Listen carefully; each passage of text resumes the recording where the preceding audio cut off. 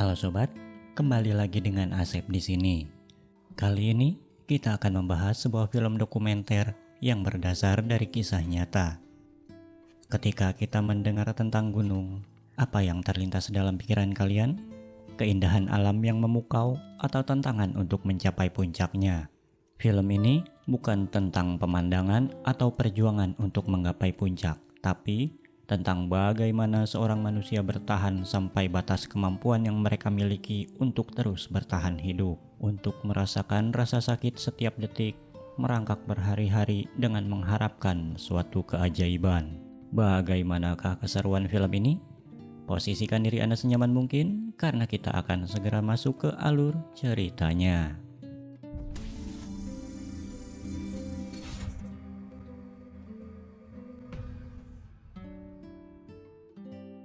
Pada tahun 1985, Joe dan Simon memulai perjalanan mereka dengan optimisme tinggi. Mereka sudah berpengalaman mendaki di berbagai medan ekstrim, dan kali ini mereka ingin mencatatkan sejarah dengan menaklukkan sisi barat Gunung Siula Grande, sebuah jalur yang belum pernah didaki siapapun.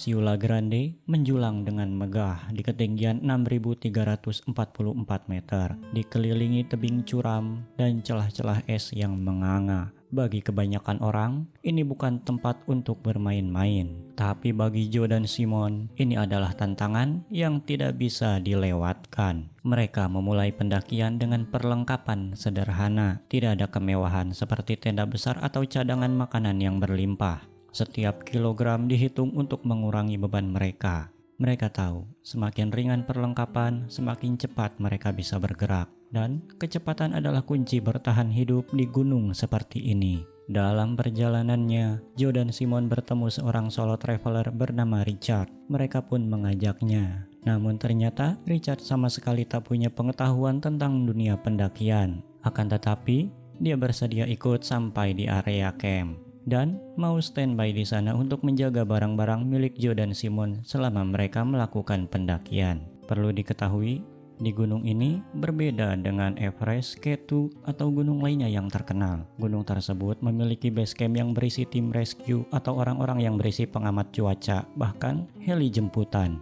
Di sini, di Gunung Siula Grande ini, tidak ada hal seperti itu. Sehingga kamu tidak boleh melakukan kesalahan yang jika nanti terjadi apa-apa, sudah pasti tidak ada seorang pun yang akan menolong.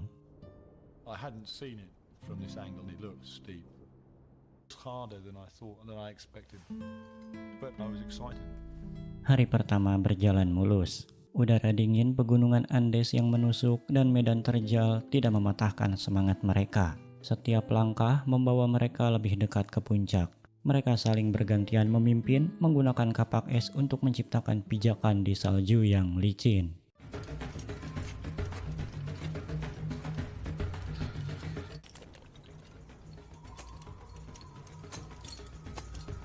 For me, mountains are the most beautiful places in the world.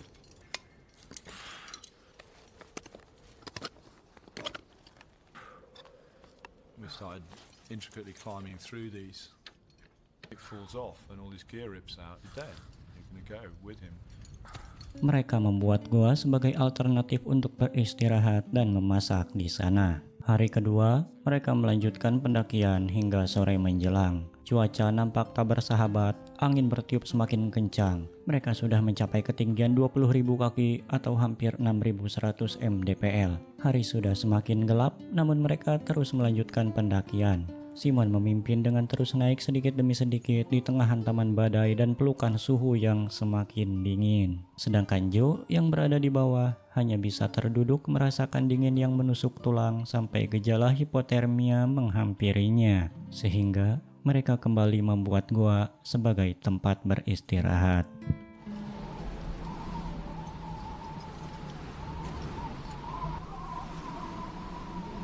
Completely unstable powder snow. No anchors at any point.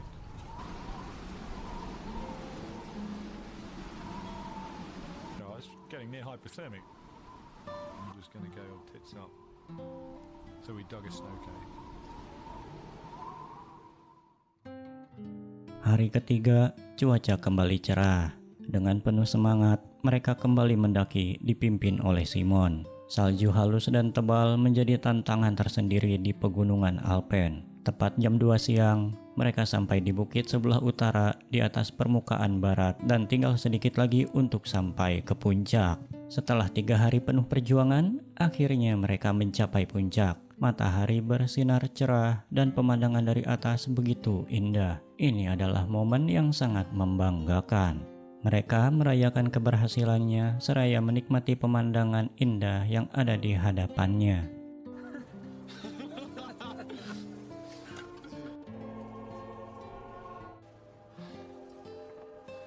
Setelah merayakan keberhasilannya dengan sederhana dan tidak berlama-lama, mereka akan kembali turun melewati bukit bagian utara.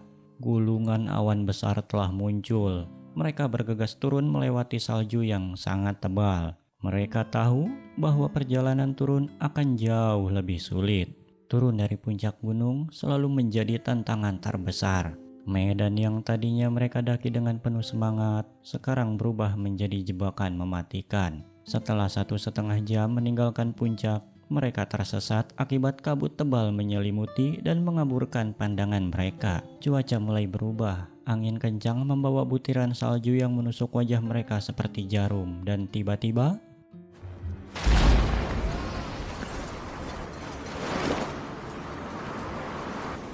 Up the west side of Sulagrand.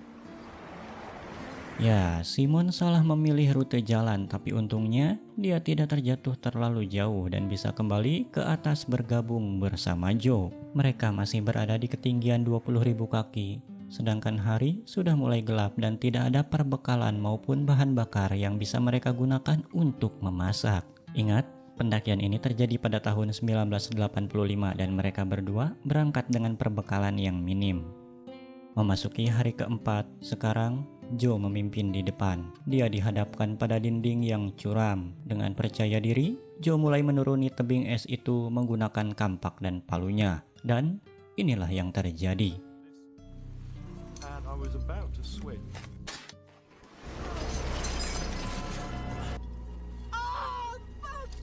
Came flooding down my thigh. My knee was very, very, very painful. Dia merasakan sakit yang luar biasa. Kakinya patah, tulang di lututnya bergeser, membuat setiap gerakan menjadi penderitaan. Bagi seorang pendaki, patah kaki di medan seperti ini adalah vonis mati. Simon melihat tatapan Joe yang seperti mencerminkan rasa takut dan keputusasaan. The look that either of us get out of this now.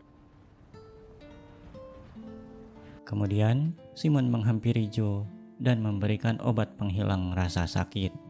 Joe sempat berprasangka buruk pada Simon jika dia akan meninggalkannya. Sebetulnya, hal itu cukup realistis mengingat jarak mereka masih jauh, tak ada perbekalan sama sekali, dan tak ada satu orang pun yang akan menolong. Namun ternyata, Simon tidak seperti itu. Simon berinisiatif menyambungkan 2 tali sepanjang 50 meter menjadi 100 meter. Dengan bantuan Simon yang bertekad menyelamatkan sahabatnya, Simon mulai menurunkan Joe dengan tali itu menggunakan teknik improvisasi. And Simon started lowering me. I'd lower him 1 rope length, 150 through the belay plates. So he would stop me. I would stand on my leg. Proses ini sangat sulit. Simon harus mengontrol tali dengan hati-hati agar Joe tidak terjatuh dengan terlalu cepat. Mereka terus mengulangi cara itu sampai akhirnya hari mulai gelap dengan cuaca yang semakin memburuk. Angin berhembus semakin kencang yang membuat suhu semakin dingin, menusuk sampai ke tulang.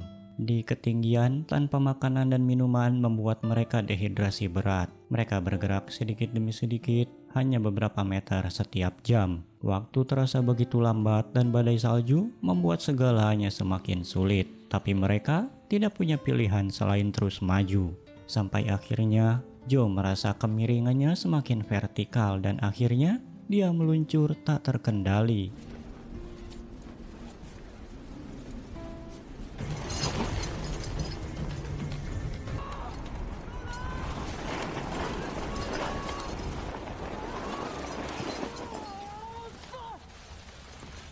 Joe harus tergantung di jurang akibat tidak dapat menahan lajunya yang terlalu cepat. Sementara Simon yang berada di atas, dia tidak mengetahui hal ini. Simon mencoba menggoyangkan talinya agar Joe bisa mengurangi beban tali, namun tak ada respon. Menit demi menit, Simon menunggu sambil mempertahankan posisinya. Namun, tetap saja tali itu tidak mengendur yang membuat Simon belum bisa bergerak turun. Simon tidak tahu di mana posisi Joe karena jarak pandang yang terbatas. Simon mencoba bertahan selama berjam-jam, mencari solusi dan terus memanggil Joe, namun tidak ada jawaban.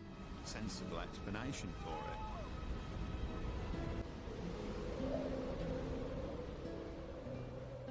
Desperate position, made worse by the fact I'd no idea, what Joe was doing or what. Joe sudah mulai merasa putus asa dengan situasinya. Rasanya seperti menunggu ajal tiba karena semakin malam, suhu terus berubah menjadi semakin dingin. Pada akhirnya, Simon sadar bahwa satu-satunya cara untuk menyelamatkan dirinya adalah memotong tali. Ini adalah keputusan yang tidak pernah ingin dia ambil. Tapi di tengah badai, itu terasa seperti satu-satunya pilihan daripada harus terus bertahan dalam kondisi seperti ini yang bisa membuat mereka berdua mati. Dan inilah yang terjadi.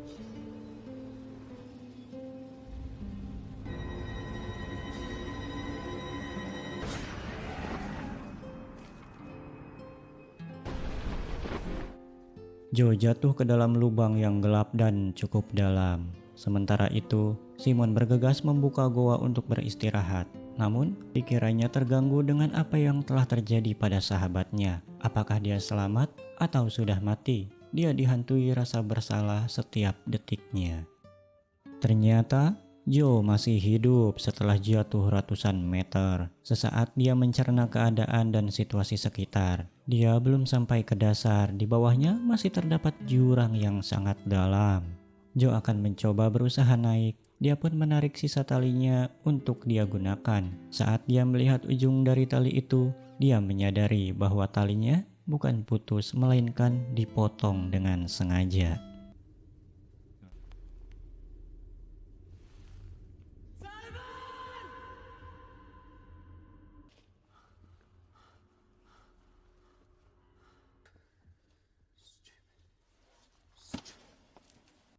Stupid!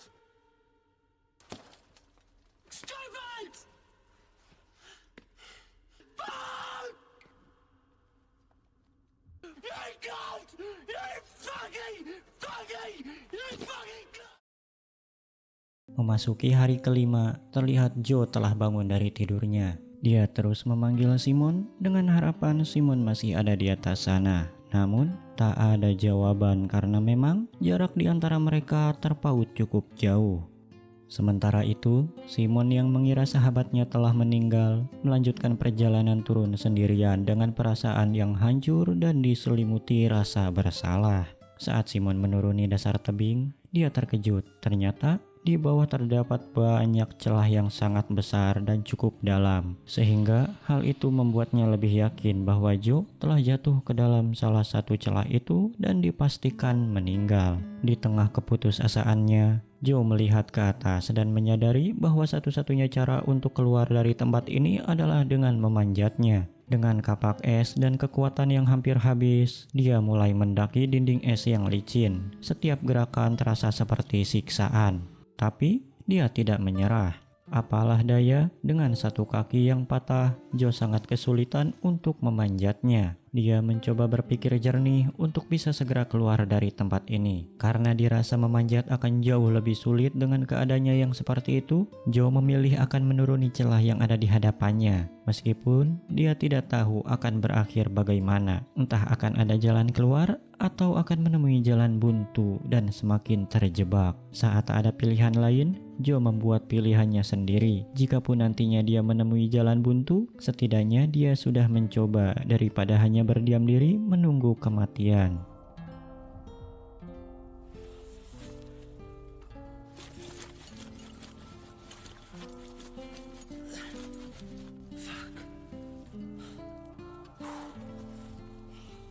Simon terlihat sudah sampai di trek bebatuan dengan keadaan yang memprihatinkan dan dengan mental yang telah hancur sampai akhirnya dia bertemu dengan Richard yang berusaha menyusulnya.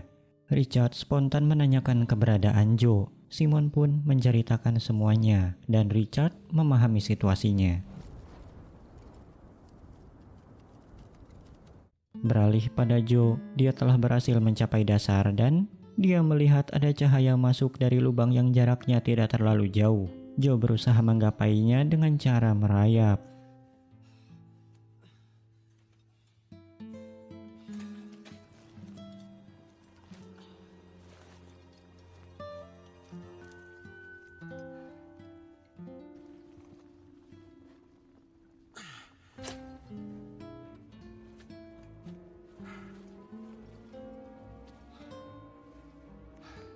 Setelah berjam-jam berjuang sembari menahan sakit pada kakinya, Joe akhirnya berhasil keluar dari celah itu.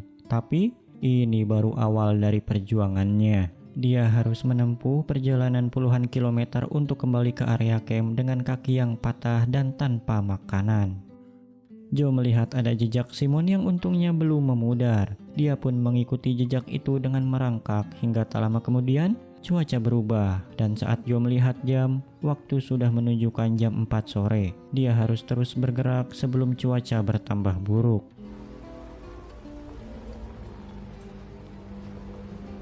And I started to get very desperate.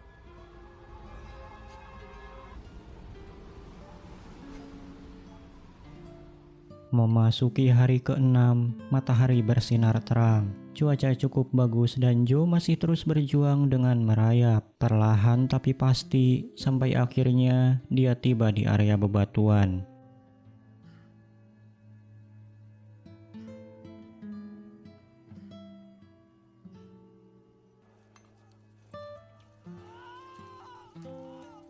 Beralih pada Simon, dia tidak ingin segera pergi meninggalkan tempat ini. Dia ingin bertahan beberapa hari untuk memulihkan pikiran, mental, dan juga kekuatannya. Beralih pada Joe, dia berinisiatif menanggalkan semua peralatannya yang berat dan mengikatkan matras pada kakinya yang patah untuk menetralisir rasa sakit dan mengurangi benturan karena jalan di hadapannya adalah trek bebatuan. Joe sudah sangat kelelahan dan kehausan. Dia dalam keadaan dehidrasi berat sehingga membuatnya sering membayangkan air. Sehingga akhirnya dia mendengar suara aliran air. Dia yakin jika di bawah bebatuan ini pasti ada air yang mengalir dari hasil pencairan gletser yang ada di atasnya. Dan ternyata tidak ada. Ia hanya sedang berhalusinasi. You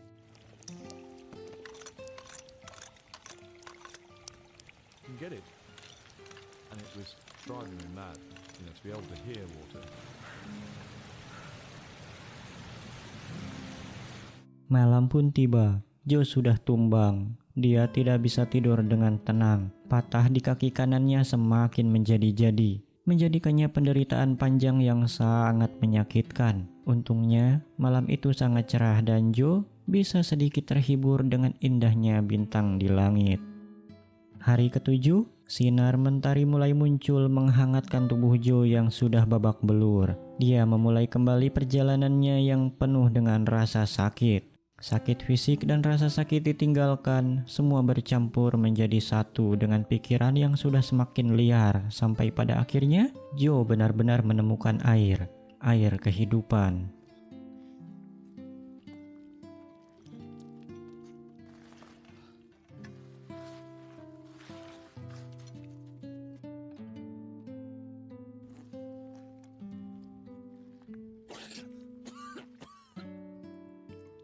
I drank litres and litres of it.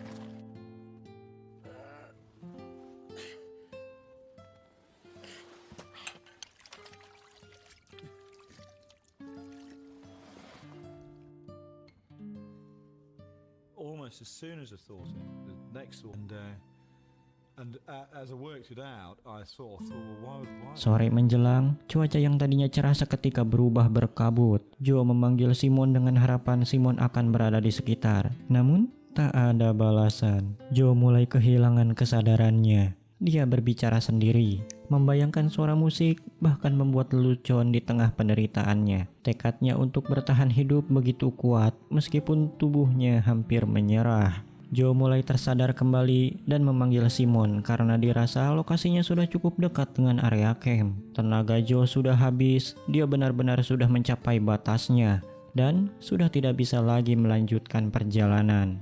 Tidak ada balasan dari setiap panggilannya. Joe sudah pasrah jika harus meninggal di tempat ini. Tak ada lagi yang bisa Joe lakukan selain menangis. Lost me.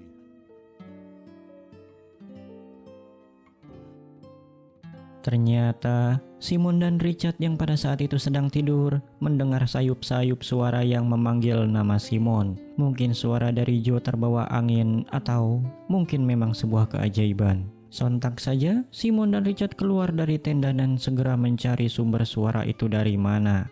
Mereka mencari sampai akhirnya, Joe berhasil ditemukan dengan kondisi tubuhnya yang hampir tidak bisa dikenali. Wajahnya penuh dengan luka dan pakaiannya compang-camping. Simon nyaris tak percaya dengan apa yang dilihatnya. Ternyata sahabatnya masih hidup. Dengan segera, Simon dan Richard membawa Joe ke dalam tenda. Joe berbicara pada Simon untuk tidak merasa bersalah atas apa yang telah dilakukannya. Karena jika dia berada dalam posisi yang sama, dia pun akan melakukan hal itu. Dan film pun selesai. Akibat insiden itu, Joe kehilangan sepertiga berat badannya. Setelah 2 tahun dan 6 kali operasi, Joe kembali mendaki dan terus mendaki sampai sekarang. Sementara itu, Simon kembali ke Inggris dan menghadapi kritik keras dari komunitas pendaki gunung di sana karena telah memotong tali rekannya. Tapi Joe selalu membelanya. Sampai saat ini belum ada yang pernah berhasil mengulangi pendakian Joe dan Simon ke puncak Grande dengan rute yang sama. Jadi menurut kalian, apakah keputusan Simon untuk memotong tali adalah keputusan yang benar? Tulis pendapatmu di kolom komentar. Sampai jumpa di video selanjutnya. Bye-bye.